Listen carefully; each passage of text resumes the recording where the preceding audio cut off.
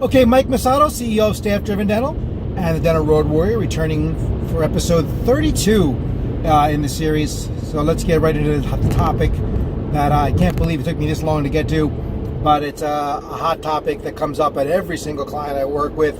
And the question is, to bonus or not to bonus when it comes to our team? All right, so I want to dig into this, and I'll probably do this as a two-parter. Because let's start talking about bonus in the first place, and then the types of bonuses and how that all works and what you should have in your practice.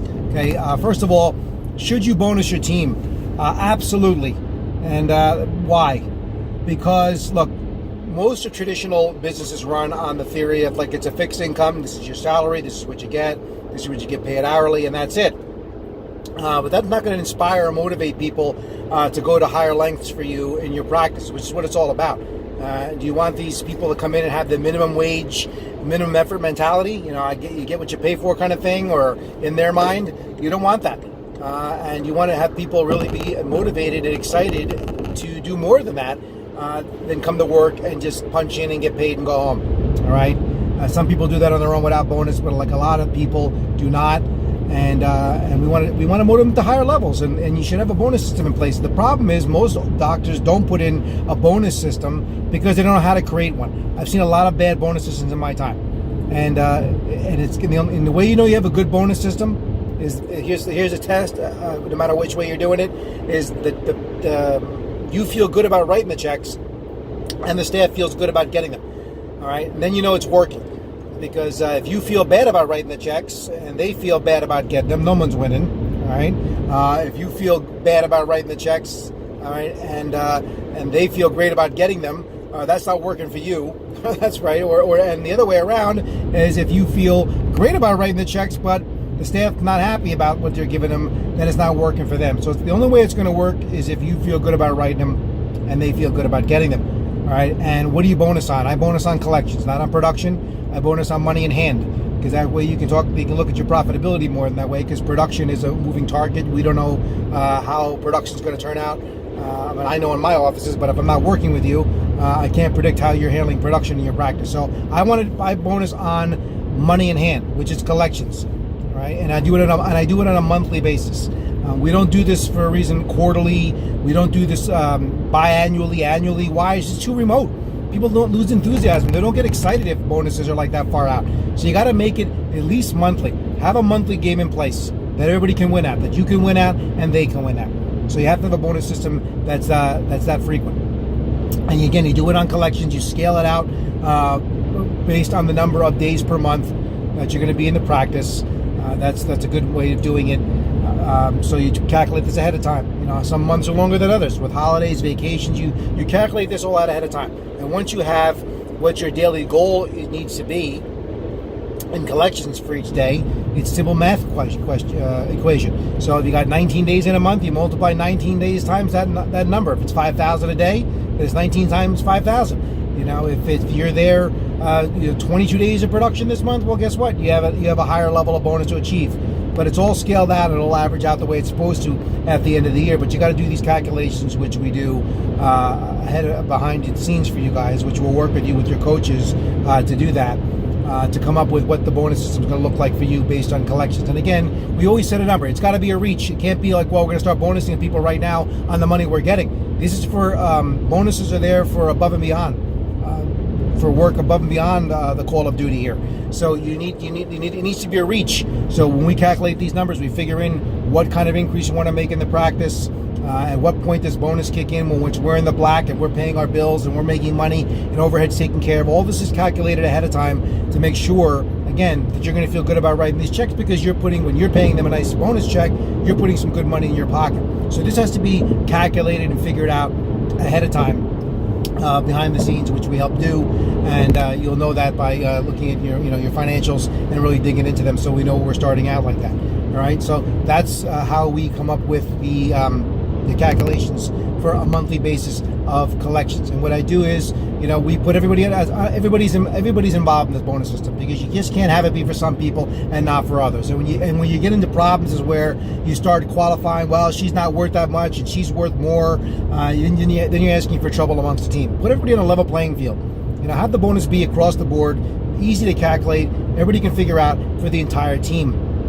So hygienists get bonuses the same way that front desk does and assistants do. Why do it this way? Because you start at this hierarchy of who's more important or less important to staff. You're never going to get a real team effort there from everybody. Everybody contributes, we teach people how you contribute. How can you be a part of making this bonus happen? You got to teach them how to attain this bonus. You can't just throw a bonus at them and say, go for it, and not change anything or give them the tools and resources to get this bonus. You got to teach them how to get this bonus. Because again, it is a reach above and beyond what they're doing. That's the whole point of the whole thing. And it doesn't mean you don't give raises anymore. I'm all for raises. You should be doing reviews for your employees every year, your staff every year, where you at least give I said before, I've said this in other episodes, a meritorious increase if you want to, if they deserve it, but minimally a cost of living increase every year. So this doesn't take the place of it. This is for, again, a reach to help them get numbers in your practice you normally may not attained if they're not given this extra motivation. All right, so these are some guidelines again on bonuses. And I hope I didn't forget anything. I'm sure there's a lot more for this subject in terms of covering people with bonuses here. But as I said before, we want to have everybody in on this game. But you have to be able to track this too. It can't be a secret. This tracking should be public knowledge. All right? And a lot of times, if you don't want to share the numbers with your team, then I guess you're never going to have a bonus system. And again, you have to share with them what you make, what kind of check you're taking. But it's good this way. When you have a bonus system like this, it makes team members and staff members think entrepreneurially. Like they're vested now in the practice. When you have a bonus system that works, now they're vested in the practice.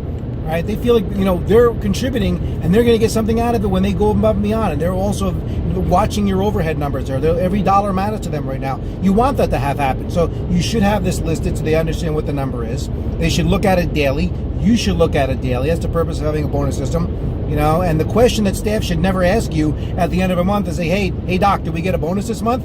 Anybody that asks that question, you can say, well, no, you're not. And the reason why is because you're not really tracking it. They're not really engaged. They don't even know what the score is. Right? So that's why you put it up there somewhere, away from the patients. You track it on a daily basis. You talk about it at the morning huddle every day. What pace are you on? Are we on pace? Are we off pace? To know that we're on this. So every day becomes a little game as we're trying to get closer to getting our bonuses every month. So again, it's got to be that way. So we're looking at it all the time. We talk about it at the staff meetings. You review it from month to month. You have all that. All right. And it's a sliding scale. I like to do a tiered bonus structure. So tier 1 is the baseline minimum. You get the base bonus when you hit tier 1. Tier 1 is the first level of collections growth you want to see. So let's say tier 1 is 5 or 10,000 above base in collections. Tier 2 may be, if you put your tiers at $8,000 to $10,000 increments, let's say. Next tier, let's say, is 8,000 more. Tier 2 bonus kicks in if you do 8,000 above that. And then tier 3, 8,000 above that. All right, we come up with these tiers and calculates with you. So think about that. So if you're making $20,000 more or $24,000 more in a month in collections from the previous month, what's that worth to you? Right? So we have, and then there should be a tiered bonus in each level. Let's say it's $250 at first level, $500 at second level, $750 at third tier. You can go to as high as $1,000. I've seen fourth level tier. Each team member gets a $1,000 bonus. But just think about that. I mean, what are you making if you're giving out 4,000 bonuses, let's say, and the practice went up 24? I would do that all day long, right? But again, this is the math that's got to be done ahead of time with bonuses to figure this stuff out ahead of time, so it all adds up and makes sense. Because you might be saying, "What are you talking about? This sounds crazy on this video." Yeah, it is. It sounds crazy if you take it out of context, but now when you really dig in and each individual practice's situation when it comes to the numbers they're doing. All right, but again, you got to do the calculations of this ahead of time, and again, you have that sliding scale of bonus. So it's and what's great about this is, look, fixed income. I said this at the start of this video.